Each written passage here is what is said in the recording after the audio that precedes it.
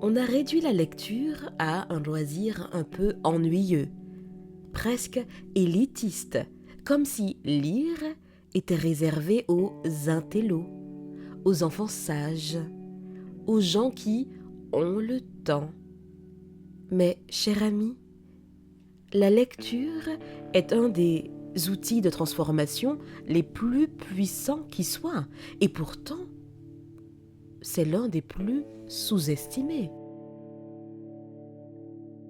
Et quand je dis transformation, je parle de niveau de vie, de posture mentale, de rapport à soi, de rapport aux autres, au monde. Lire, ce n'est pas juste accumuler des informations, non. C'est enrichir son langage. Et le langage, c'est la pensée. Plus votre vocabulaire est riche, plus votre monde intérieur l'est aussi. Quand vous avez les mots pour nommer ce que vous ressentez, vous avez déjà fait la moitié du chemin vers la guérison. D'ailleurs, beaucoup de souffrances viennent de là. Je ne sais pas ce que j'ai, et quand bien même, je ne sais pas comment l'expliquer. Et la lecture, justement, va vous donner des mots et donc des clés. Elle vous apprend à penser plus finement, à nuancer, à sortir du tout noir, tout blanc. Et cette richesse du langage peut tout changer. Changer la façon dont vous parlez à vous-même, votre façon de poser vos limites, la façon dont vous êtes perçu. Parce que oui, soyons honnêtes, les mots ouvrent des portes. La maîtrise des mots vous permet de naviguer avec aisance dans différents groupes sociaux. Vous pouvez venir de n'importe quel milieu, avoir grandi avec peu, très peu. Mais si vous maîtrisez le langage, si vous savez raconter, argumenter, écouter, vous pouvez entrer dans presque toutes les pièces sans demander la permission. Bon, pas littéralement, hein.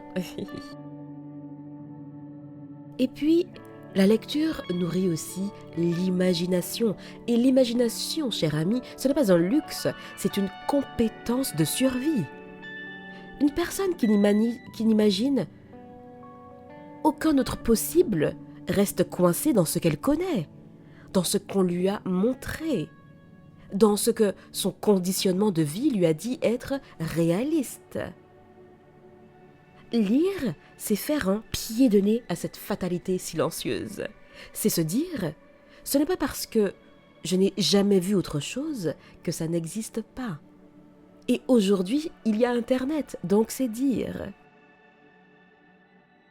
Chaque livre est une fenêtre ouverte sur un autre monde, sur une autre trajectoire, sur une autre façon de penser sa vie.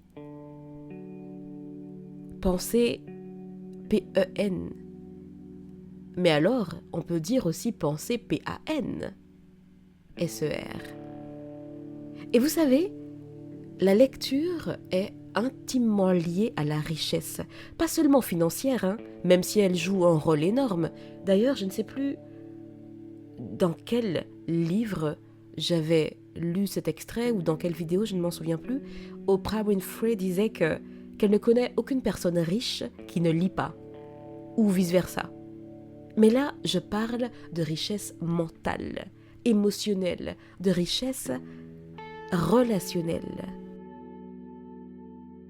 Les personnes qui lisent développent une capacité d'analyse, une capacité de projection, de compréhension des dynamiques humaines qui leur donne une longueur d'avance incroyable sur la vie, sur les choses, sur les situations. Elles comprennent plus vite les jeux de pouvoir parce que oui, on n'est pas dans le monde des Télétoubbies, hein. Il y a des jeux de pouvoir et ce, quel que soit le microcosme dans lequel vous évoluez.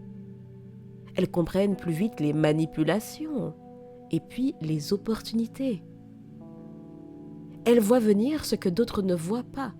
ce que d'autres n'imaginent même pas possible. Et puis, vous voyez le tête-à-tête que vous auriez aimé avoir avec tel auteur, tel penseur, tel artiste, tel scientifique, avec telle femme ou tel homme qui a marqué l'histoire, fait des découvertes, qui a traversé des épreuves immenses et qui pourtant est toujours là. Eh bien, la lecture le rend possible. Lire, c'est aussi une sorte de rendez-vous privilégié avec ces esprits brillants. Vous avez accès à leur esprit, à leurs erreurs, à leurs réflexions les plus profondes, et tout ça pour le prix d'un livre. Et vraiment, certains livres valent moins qu'un menu McDo ou de n'importe quel fast-food. D'ailleurs, pourquoi je prends l'exemple des fast-food, je ne sais pas. Je pense que je dois avoir un petit creux. Je poursuis. Et ça, cher ami, c'est un privilège absolument fou, et pourtant trop négligé. On préfère scroller pendant des heures du contenu qui nous laisse vides, alors qu'un livre peut changer une trajectoire entière. Et vous pensez sûrement, ouais non mais Jessica, non mais je t'entends, hein, mais moi j'ai du mal à me concentrer. Eh bien justement, la lecture développe aussi la capacité de concentration. Vous savez, c'est comme un muscle. Au début, c'est difficile. L'esprit part dans tous les sens. On relit la même page 3 fois et parfois même, c'est le paragraphe qu'on relit 3 fois pour comprendre, pour rester concentré. Et puis, petit à petit, le cerveau se pose. Il apprend à rester, à aller au bout des choses. Dans un monde qui fragmente notre attention en permanence, lire, c'est presque un acte de rébellion, hein? Un acte de reprise de pouvoir sur votre esprit. J'ai vu des femmes se transformer en changeant simplement leur habitude de lecture, en passant de « je n'ai jamais le temps » à « ok, je prends 10 minutes par jour ». 10 minutes, pas 1 heure. 10 minutes par jour. Et 10 minutes par jour, c'est plus de 60 heures par an. 60 heures passées à nourrir votre esprit au lieu de le distraire. Et, cher ami, ce n'est pas anodin, hein? Et ce sont ces petits choix répétés sur la durée qui créent un écart énorme. Et puis, la créativité, on en parle ou pas? Bon, vous êtes là, parlons-en, hein, tant qu'à faire. La lecture stimule la créativité, même si vous ne vous considérez pas comme une personne créative en soi. Puisque lire permet de nouvelles connexions. Elle permet de... Lire, c'est mélanger les idées, les concepts, mélanger les émotions. D'ailleurs, c'est souvent en lisant quelque chose qui n'a rien à voir avec votre domaine qu'une idée va émerger, une prise de conscience, le eureka à une solution, à un problème que vous traîniez depuis longtemps. Et puis, il y a cet aspect dont on parle peu. Cher ami, la lecture vous donne une avance sur la vie. Oui, oui, oui. Parce que vous vivez plusieurs vies en une.